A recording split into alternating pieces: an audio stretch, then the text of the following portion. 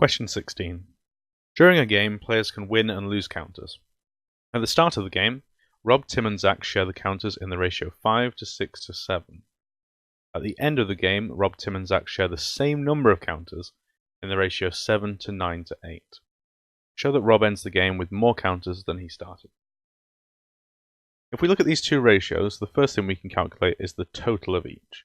So the total here is 5 plus 6 plus 7, which is 18. And the total here is 7 plus 9 plus 8, which is 24. At the start of the game, Rob, if we calculate his proportion of the total counters that he has, is 5 over 18 at the start. And at the end of the game, the proportion of the counters he has is 7 over 24. In each case, we've divided his share of the ratio by the total.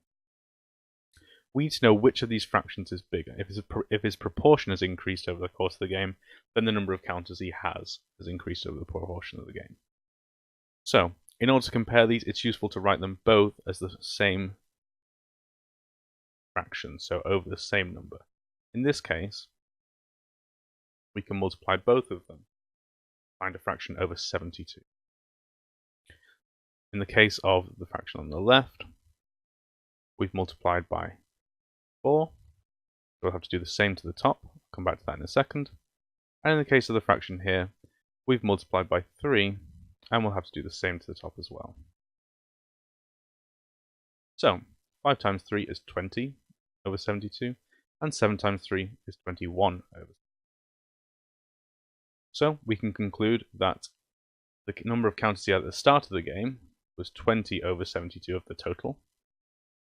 And at the end of the game, he had 21 over 72. So 21 over 72 is greater than 20 over 72.